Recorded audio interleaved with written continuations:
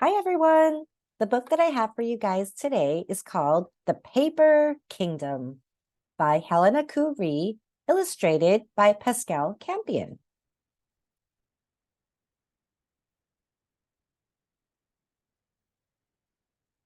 The dedication. For my parents, Helena Ku Rhee. For Katrina, Lily, Max, and Colin, I love you, Pascal Campion. The Paper Kingdom. Mama and Papa were night janitors. While they got ready for work, Daniel got ready for sleep. Tonight, he was so very tired. He snuggled into his bed in a corner of the apartment. Suddenly, bring! Mama answered the phone. Oh, I see. That's okay. She walked over to Daniel. You have to come with us, little bug. Too sleepy, Mama. I'll wait for Auntie Clara. That was Clara. She can't come tonight. Can I stay upstairs with Dwayne's family? No, we asked them for too many favors, Papa said. Then I'll stay here by myself. I'll be good. Papa shook his head and helped Daniel change out of his pajamas. Their old car sputtered as they drove to Mama and Papa's work downtown. The big glass building always looked angry. It seemed to say, "Stay out." Can't I just sleep in the car? Daniel asked.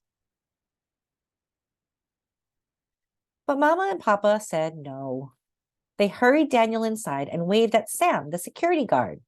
"Hello, Daniel," said Sam. "Wow, you've grown. Soon you'll be as tall as me." Daniel doubted he'd grow to be a giant like Sam. "I won't tell anyone he's here." Sam winked at Mama and Papa. "Thank you, Sam," Papa said as they got in the elevator. Daniel was so tired he felt like crying. When can we leave? Mama and Papa didn't answer. From a big closet, they got brooms, mops, sprays, vacuums, and buckets. So many tools. Daniel sneezed. Achoo! Why is that stuff so dirty?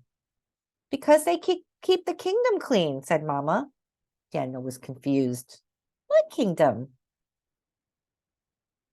The Paper Kingdom, Papa said. Didn't we tell you before? This is the land of the Paper King. The Paper King? Now Daniel felt awake. How come I never saw him? Where is he? Let's go see, Mama said. Maybe he's in his throne room. They went to a large room with a desk as long as a banquet table in a castle. A tall chair stood behind the desk. Looks like the king's gone to bed, said Papa. Let's clean up for him. Mama picked up paper from the floor. Papa emptied the wastebasket. Why so much paper? Daniel asked. It's the Paper Kingdom, remember? Said Papa. The king checks all the paper, and if anything has a mistake, out it goes. Papa vacuumed. Sometimes he stopped to wipe his forehead. But why do you have to clean the kingdom? Daniel asked. Mama dusted. She sneezed as she worked. Choo! Shh, said Mama, looking around. Don't upset the queen. Where is she? Papa led Daniel into the hallway. She's usually over there, and she's the busiest of all. She sends paper to everyone in the kingdom. Mama dusted the queen's shelves. Daniel took a canister from Mama's cart to water the queen's plant. Let's check out the bathroom, Papa said. I don't have to go yet, said Daniel. I know, said Papa, but let's make sure dragons aren't hiding there. Dragons?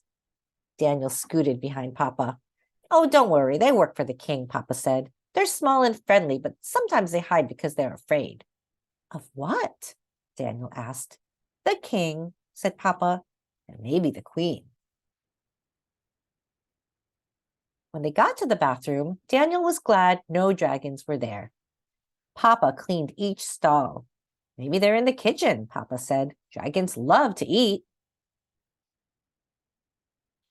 Kitchen was dark and quiet. Smart dragons, said Mama. Guess they won't get caught today. Papa turned on the light. The kitchen was a disaster. Mama wiped spills and picked up trash. Papa swept the floor and straightened tables and chairs. Sometimes Papa rubbed his neck and Mama sneezed. Chew! Why are dragons so messy? Asked Daniel. They should pick up their own trash. Mama said, maybe they ate in a rush and forgot to clean up. They don't mean to be naughty. But why do you have to clean it all?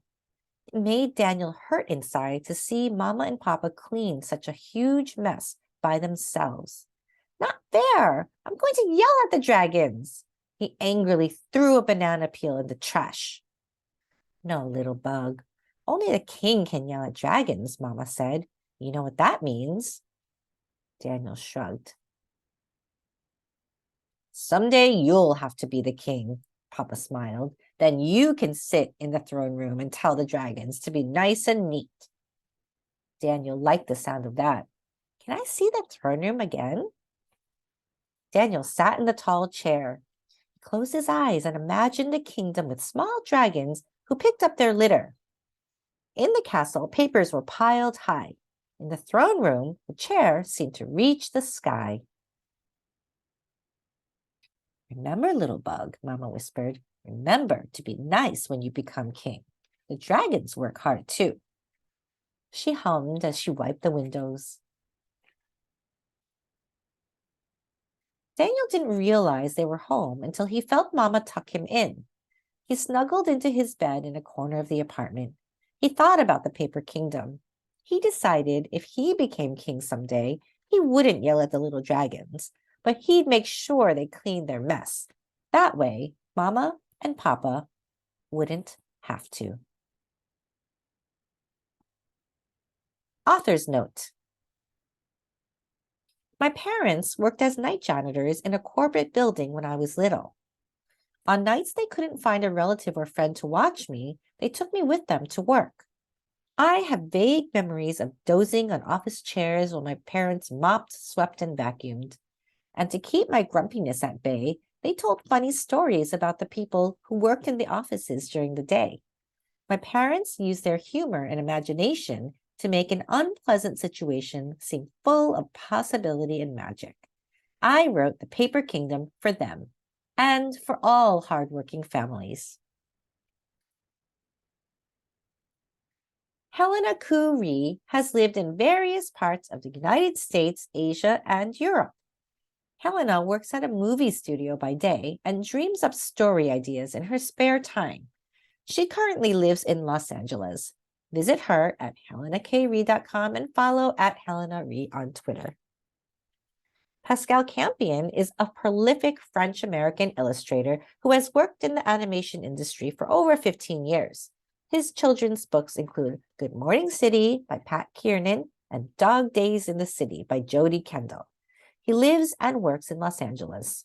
Follow at Pascal Campion Art on Instagram and at Pascal Campion on Twitter. Thanks for listening.